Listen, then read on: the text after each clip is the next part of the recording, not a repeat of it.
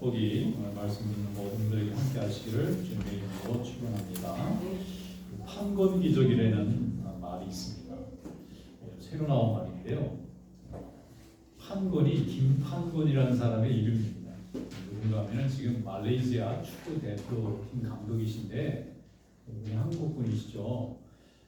월드컵 우리 4강 할 때 코치도 하셨던 분인데 그동안 말레이시아 팀은 세계 그 FIFA 랭킹 축구 전 세계 랭킹에 150위 정도 됩니다. 굉장히 이렇게 경기력이 낮은 나라인데 이 나라에서 한국의 이 김판권 감독을 코치로 영입을 했어요. 지난해. 왜 코치로 영입했느냐면 박항서라는 감독을 베트남에서 영입을 해서 아시안컵 우승을 했거든요. 이 베트남이나 말레이시아나 인도네시아나 필리핀이나 한국이나 이런 나라들은 축구가 잘 안 되는 나라입니다. 키도 작고 기술도 별로 없어서. 그런데 유럽의 코치들을 모셔서 감독을 모셔서 해도 별로 이렇게 성적이 안 났는데 박항서 감독을 베트남에서 모시고 와서 굉장히 성과가 좋은 걸 보고 이 말레이시아 팀이 벤치마킹을 했어요. 야, 우리도 한국 감독을 같은 아시안끼리 이렇게 축구 잘하는 나라에서 한번 모셔보자. 모셨는데 이번에 난리가 났어요. 아시안컵에 한국하고 싸워서 3대3 무승부가 됐어요. 이게 35년 만에 한국팀하고 말레이시아 팀이 경기를 한 경기라고 합니다. 근데 35년 전에는 이 상대가 안 될 정도로 패배를 했는데 이 한국 감독을 모셔서 훈련을 시킨 다음에 한국팀하고 경기를 해보니까 대등한 경기를 하는 거예요. 지금 말레이시아가 난리가 났어요. 축구는 어느 나라든 다 좋아하는 경기지만 이래서 나라에서 큰 돈을 들여서 투자를 해야 되겠다 생각하고 이제 앞으로 우리도 월드컵을 갈 수 있다 이렇게 생각하는 거예요. 한국팀은 월드컵 4강까지 가본 나라니까 아시아에서는 상당히 그 축구 강국에 속하잖아요. 그런 나라하고 대등한 경기를 한 거예요. 감독이 와서 1년밖에 안 됐는데 그러니까 얼마나 사람들이 좋아하겠어요. 그래서 판권 기적이래요. 이름이 판권이니까 판권 미러클이 돼가지고 사람들이 너무너무 좋아하는 거예요. 자, 그런데 이 김판권 감독이 그 말레이시아 선수들하고 훈련하는 과정을 한번 이렇게 보여준 적이 있는데 이 선수들의 이 자신감을 회복시키는 것이 굉장히 어려운 문제더라고요. 우리는 안 돼. 아무리 해도 30년 동안 이긴 적이 없어. 이러니까 아무리 노력해도 이기지를 못한다고 생각하니까 노력을 안 하는 거예요. 그래서 그렇지 않다는 거예요. 그렇지 않다. 우리가 노력하고 체력을 기르고 기술력을 기르고 인내심을 기르면 우리도 반드시 강팀이 될 수 있다고 열심히 가르쳤더니 정말 결과가 그렇게 나타나니까 이제 우리는 할 수 있겠구나. 한국도 이길 수 있고 우리가 좀 월드컵 무대도 나갈 수 있겠구나 하고 사람들이 그 자신감에 차게 된 거예요. 여러분, 우리가 과거의 실패를 거울 삼아 미래로 나가야 되겠는데 과거의 실패가 항상 좋은 역할만 하는 게 아니라 우리의 미래를 나가는 발목을 잡는 역할도 하는 거예요. 이 과거의 실패, 이 패배감을 극복하지 못하면 미래를 열어가기 굉장히 어렵습니다. 그래서 이것을 이겨나가는 것이 굉장히 중요한데 오늘 성경 말씀에 보면 모세라는 위대한 종도 처음 하나님 앞에 부름받을 때는 엄청난 이 패배감 속에 쌓여 있었던 사람이에요. 이 마음속 깊이 숨겨져 있는 이 사람의 마음을 끌어내려고 하나님께서 굉장히 애쓰는 장면이 나오는데 어쩌면 우리를 향하신 하나님의 마음과 동일할 줄 믿습니다. 오늘 말씀 통해서 위로받기를 주님의 이름으로 축원합니다. 오늘 하나님 말씀을 우리가 함께 읽어보겠습니다. 출애굽기 4장 12절부터 16절 말씀 다 같이 읽어보겠습니다. 이제 가라, 내가 내 입과 함께 있어서 할 말을 가르치리라. 모세가 이르되 오 주여 명령한 자를 보내소서. 여호와께서 모세를 향하여 노하여 이르시되 레위 사람 내 형 아론이 있지 아니하냐. 그가 말 잘하는 것을 내가 아노라. 그가 너를 만나러 나오나니 그가 너를 볼 때에 그의 마음에 기쁨이 있을 것이라. 너는 그에게 말하고 그에게 할 말을 주라. 내가 내 입과 그의 입에 함께 있어서 너에게 행할 일을 가르치리라.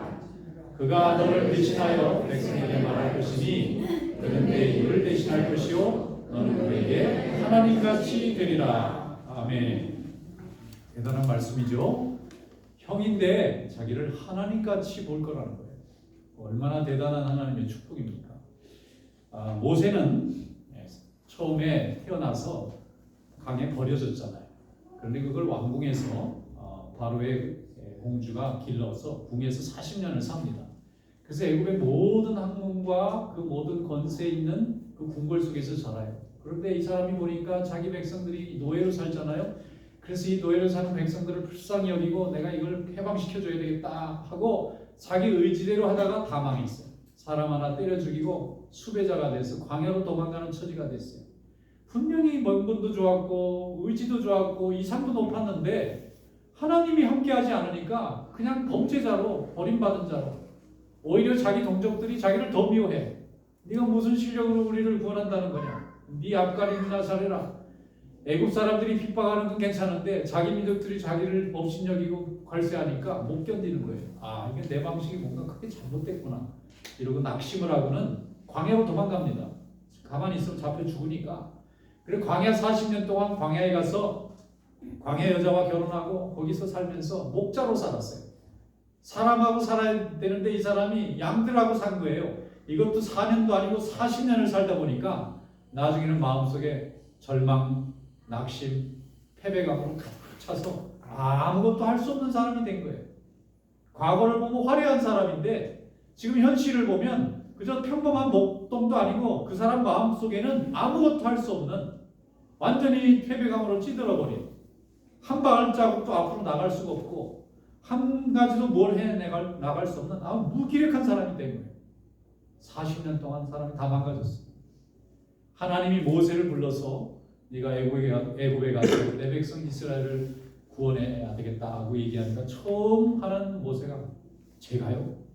저 같은 사람이요? 제가 마음대로 했지만 아무것도 하지 못하고 내가 하면 할수록 더 내 백성들은 나를 조롱합니다. 아무것도 할 수 없습니다. 저 못 갑니다. 무서워서도 못 가고 내 자신을 내가 믿을 수가 없어서 못 갑니다. 이게 모세의 대답이에요. 그러니까 하나님은 보내셔야 되겠는데 모세는 못 간다고 저렇게 들어놓고 아무것도 안 한다고 하니까 이걸 달래시는 거예요. 지금 하나님. 성경 어디에도 이렇게 하나님의 일꾼 하나를 보내려고 하나님이 이렇게 달래시는 모습이 별로 많지 않습니다. 말 안 들으면 다른 사람은 지키면 되고 알았다고 놔두는데 하나님께서는 꼭 필요하셨던 것 같아요. 애굽의 깊은 궁중도 이해하면서 이 광야의 이 험난한 세월도 모두 다 경험해본 이 모세가 필요하신 거예요. 그래서 이 모세를 하나님께서 설득하세요. 용기를 주세요. 걱정하지 마라. 내가 너하고 함께 해줄 테니까 너는 바로 앞에 서기만 해. 바로가 누굽니까? 이집트의 왕을 파라오라고 그러잖아요. 파라오가 무슨 사람 이름이 아니고요. 그 직책의 이름이에요. 우리나라 최고 높은 사람은 대통령 이렇게 부르듯이 이 애굽의 제일 높은 사람은 파라오라고 부르는데 성경은 바로로 번역을 했어요. 바로에게 가라는 거예요. 그거는 당대 최고 강대국의 왕 앞에 서서 그 왕의 엄청난 이익을 빼앗아 와야 되는 일이에요. 목숨을 거는 일이에요. 잘못했다가는 말 한마디도 못해보고 죽임당할 수 있는 그런 무서운 권세 앞에 가야 되니까 모세가 자신이 없는 겁니다. 자기 힘으로 백성들 한 사람 설득도 못했던 이렇게 보잘것없는 사람이 세계 최고의 권력을 가진 권력자 앞에서 그와 대적해서 자기 백성을 출애굽시킨다는 것은 불가능해 보이는 거예요. 너무나 무서운 일인 거예요. 자기 목숨만 사라지고 아무것도 안 이루어질 것 같은 무서운 요구를 하나님이 하신다고 생각하는 겁니다. 그래서 하나님이 가라 하면 못 간다고 계속 얘기하는 거예요. 못 가겠다는 거예요.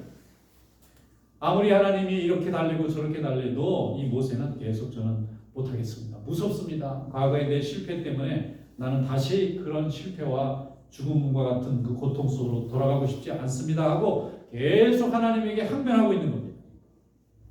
여러분, 이 실패에 대한 기억이 세월이 오래 간다고 해서 잊혀지거나 회복되는 게 아닙니다.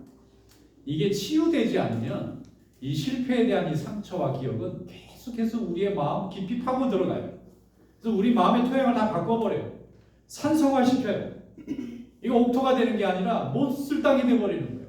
무엇 하나 받아들이지도 못하고 무엇 하나 수용하지도 못하고 다른 사람에게 무슨 이익 하나 나눠줄 수도 없는 완전히 피폐한 심령이 되어버리는 거예요. 이것을 성공으로 바꿀 수 있는 방법은 성공해본 기억밖에 불가능합니다.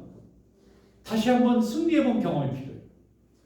하나님의 말씀에 순종해서 승리해본 경험이 아니면 이게 회복되지 않습니다.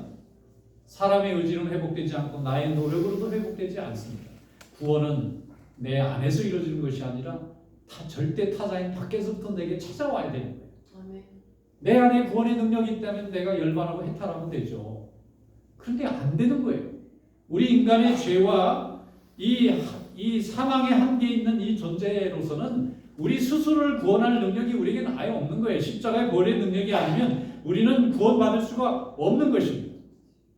그래서 이 실패의 기억을 회복시키기 위해서 하나님께서는 그에게 계속해서 말씀하는 거예요. 용기를 내라는 거예요. 너와 함께 하겠다는 것입니다. 그래서 모세가 하나님께서 자기를 자꾸 요구하시니까 얘기하기를 자기 말을 못한대요. 핑계라고 되는 거예요. 저는 말을 못합니다. 어쩌면 40년 전에는 엄청나게 말을 잘했던 사람이었을 겁니다. 궁중에서 살았던 사람이고 왕자의 신분을 가졌던 사람이니까 말을 잘했을 거예요. 사람들을 굉장히 설득도 잘했을 거예요. 그런데 그렇게 다 해본 결과 실패였어요. 그러니까 자기가 가지고 있는 능력이 이게 정말 가능한지 아닌지 자기도 이제 믿음이 안 가는 거예요.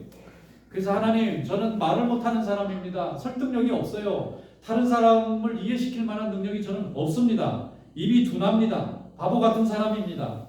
그러니 보낼 만한 자를 보내소서. 보낼 만한 사람이 누굽니까? 지금 하나님이 나를 부르고 있는데 나 말고 저를 빼고 저 아닌 다른 사람, 어떤 하나님이 원하시는 또 다른 사람 있지 않겠습니까? 저 말고 좋은 적임자들이 많을 텐데요. 그 사람들을 보내주소서. 그렇게 말하고 계속해서 자기가 받고자 하는 사명을 물리치는 거예요. 그러니까 하나님께서 그러면 형을 붙여주겠다. 형 아론을 너에게 붙여주겠다. 형 아론이 말을 잘하는 사람인가 봐요. 형 아론이 말 잘하는 걸 내가 아노니 너와 아론 형에게 모두 다 내가 하나님의 지혜로 말할 수 있는 능력을 부어줄 테니까 염려하지 말고 가라는 거예요. 사실 모세가 이 말씀을 듣기 전에는 벌써 여러 차례 하나님이 함께 하시고 살아계시다고 하는 기적을 여러 차례 보여줬어요.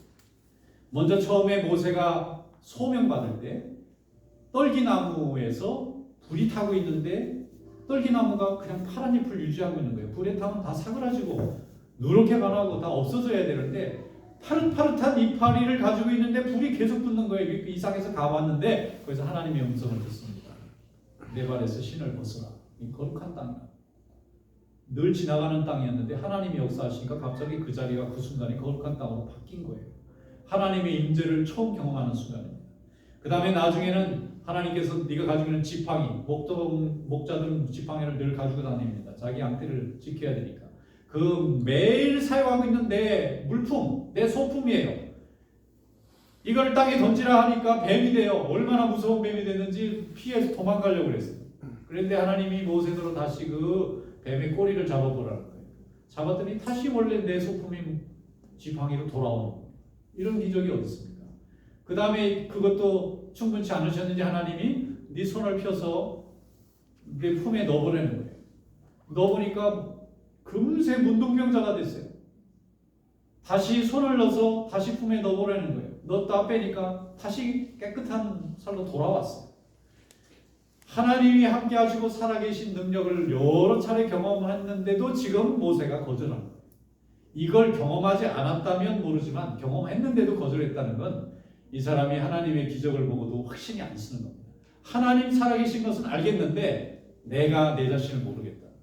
내가 한 말을 내가 지키고 내 의지대로 이것을 수행할 수 있는지 모르겠다. 이렇게 과거의 실패가 이렇게 무서운 거예요. 과거의 실패에 대한 이 패배감이 이렇게 강한 거예요. 이렇게 대단한 사람조차도 과거의 실패에 이 죄된 이 힘으로부터 못 벗어나서 허덕이고 있는 거예요. 하나님이 이렇게 말씀하시는데도 쉽게 빠져나오지 못합니다. 그런데 아마도 형을 보내준다니까 좀 안심이 됐는지 모세가 마음을 바꿔요. 형이 나와 함께 간다면 한번 해볼만 하겠다. 여러 가지 생각이 있겠죠. 이건 형이 하는 일이니까 실패해도 형이 다 책임지면 돼요. 나는 뒤에 숨어서 실패하든 성공하든 그 뒤에 책임을 모면하면 되는 거예요. 그러니까 형이 좀 방패막이가 되지만 그 정도는 해볼 수 있을 것 같아요. 사실 아론이 방패막이로 앞장서면 자기는 뒤에 가서 잘못되면 도망갈 생각을 하고 따라가지 않았나 이렇게 추측을 해볼 수 있어요. 어찌됐든 하나님의 말씀은 순종합니다. 장인을 찾아가서 제가 애굽으로 가서 우리 형제들 좀 살아있는지 봐야 되겠습니다. 그렇게 하고 가족들을 데리고 돌아오게 됐는데 하나님께서 함께 하셔서 그가 가는 데마다 하나님의 능력으로 승리하게 된 줄로 믿습니다. 처음에는 아론 등 뒤에서 여차하면 도망가려고 여차하면 다 핑계를 밀고 도망칠 준비를 했지만 시간이 가면 갈수록 하나님이 정말 함께 하시고 역사하신 걸 경험합니다. 그래서 이제는 자기가 주도자가 되고 아론이 따라오는 자가 돼요. 그리고 이스라엘 백성을 애굽에서부터 건져내서 430년 만에 그 포로된 땅에서 건져서 자유인이 되게 만들고 약속의 땅인 가나안까지 인도하는 40년의 위대한 하나님의 종으로 사명을 감당하게 된 줄로 믿습니다. 여러분, 하나님 안에서 주님을 의지하는 믿음이 될 수 있기를 축원합니다. 모세가 하나님의 말씀을 듣고도 과거의 실패에서 벗어나지 못했던 것은 혹시 죽을까? 이렇게 하다 완전히 매장될까? 이렇게 살다가 자기가 또 한 번 실패하면 다시는 회복할 수 없는 절망의 자리에 될까봐 거절하는 거예요. 그런데 생각해보면 하나님께서 삶과 죽음을 주장하시는 분이니까 이분에게 모든 것을 맡기고 살아도 주님의 영광을 위해서 죽어도 주님의 영광을 위해서 살겠다는 마음이 있으면 용감해지는 겁니다. 실패로부터 죽음으로부터 두렵지 않고 용감하고 강건해질 수가 있는 거예요. 모세는 그 껍데기같이 완전히 뒤덮여 있었던 그 실패의 기억들을 다 깨치고 일어나서 하나님이 인도하시는 새로운 사명의 길을 온전히 감당하고 승리하게 된 줄로 믿습니다. 오늘도 우리 하나님께서 우리 마음에 있는 과거의 짐들을 다 내려놓고 오늘 하나님께서 주시는 새로운 사명에 순종하기를 원하시는 줄로 믿습니다. 이 말씀에 순종하시기 바랍니다. 하나님은 모든 것을 다 하실 수 있는 분이에요. 그분이 나를 부르시고 그분이 나와 함께 하신다면 모든 것이 다 이루어지는 겁니다. 거기 실패가 없습니다. 우리 눈으로 실패도 주님이 보시기에는 성공입니다. 하나님이 또 다른 계획을 가지고 우리를 부르시는 거예요. 순종함으로 인해서 믿음의 역사를 이루는 그런 성도들이 될 줄로 믿습니다. 오늘도 하나님은 우리가 주님을 바라보기를 원하십니다. 우리의 과거의 실패를 바라보고 묵상하기를 원하시는 것이 아니라 하나님이 주실 새로운 기회와 하나님 주신 은혜를 묵상하고 바라보기를 원하시는 겁니다. 오늘 주님을 의지하는 그런 성도들이 될 수 있기를 축원합니다. 주님이 우리와 함께 하시는데 우리가 무엇을 두려워할 수 있겠어요? 하나님이 모든 것을 다 책임져 주시고 감당할 때 우리의 모든 것을 하나님께서 다 이루실 줄로 믿습니다. 주여 보낼 만한 자를 보내소서 하고 회피하는 자가 아니라 주여 나를 보내소서 하고 순종하는 믿음이 될 수 있기를 축원합니다. 오늘 본문 말씀 11절 12절 말씀에 이렇게 되어 있어요. 여호와께서 그에게 이르시되 누가 사람의 입을 지었느냐? 누가 말 못하는 자나 못 듣는 자나 눈 밝은 자나 맹인이 되게 하였느냐? 나 여호와가 아니냐? 이제 가라. 내가 내 입과 함께 있어서 할 말을 가르치리라 그랬습니다. 성도가 믿음 생활에 성공하는 길은 무엇이냐? 무슨 기도해서 능력을 얻고 병 고치고 대단히 세상에서 물질을 얻고 명예를 얻고 지위를 얻는 이런 데 있는 것이 아니에요. 그거는 그 사람의 능력과 하나님의 계획과 섭리 가운데서 이루어지는 것입니다. 그런데 우리가 그렇게 되어지든 되어지지 않든 항상 믿음 안에서 승리하고 성공하는 것은 우리가 하나님과 동행하는 것입니다. 하나님이 나와 함께 한다는 것을 확신할 때 우리는 성공하는 믿음이 될 줄로 믿습니다. 주님이 우리와 함께 하셔서 우리가 무슨 얘기를 하고 어떤 선택을 해야 될지 주님이 알려주신다면 우리는 성공한 믿음이 된 줄로 믿습니다. 사명이 있는 인생, 무엇을 위해서 봉사하고 무엇을 섬길 것인가 하는 것을 가지고 있는 사람이 성공한 거예요. 근데 그게 없어요. 먹고 살아요. 그냥 은퇴하고 연금 받아요. 그리고 건강하게 노후 즐겨요. 이렇게 사는 인생을 성공으로 보는 것입니까? 그런 인생은 세상에 너무나 많아요. 그런 목표를 가지고 사는 사람들은 너무나 많아요. 그런데 하나님은 그런 자들을 부르지 않습니다. 하나님의 일을 위해서 죄와 싸워 이기고 세상을 구원하시기를 원하는 하나님의 뜻에 순종하는 자를 찾으시는 거예요. 거기에 주님과 동행하는 자가 승리하고 성공하는 믿음이 되는 줄로 믿습니다. 뜻없이 흘러가는 세월처럼 사는 광야 같은 인생이 아니라 하나님이 우리에게 주신 사명으로 출애굽의 역사를 이루는 그런 성도들이 될 수 있기를 축원합니다. 이 시대에 우리가 하나님의 음성을 듣는 종들로 하나님이 불러주셨어요. 이사야 선지자는 나라가 망하고 그동안 의지했던 우시아라는 왕이 세상을 떠나니까 이제 나라가 망하겠구나 생각하고 너무나 큰 염려 속에 있었어요. 그는 자기의 나라의 미래를 바라보고 있었어요. 강대국이 뒤쌓여 있고 이제 자기 나라는 내분으로 휩싸여서 곧 멸망할 것 같은 거예요.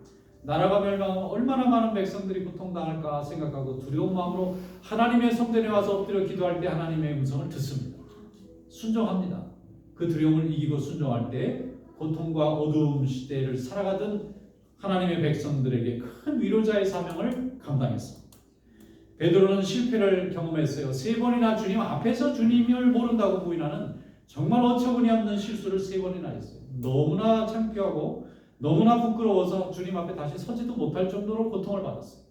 그러나 주님이 오셨을 때 다시 사명을 받고 회개하고 순종할 때 그는 초대교회에 많은 영혼들이 하나님 앞에 돌아오는 위대한 사도의 사명을 감당한 줄로 믿습니다.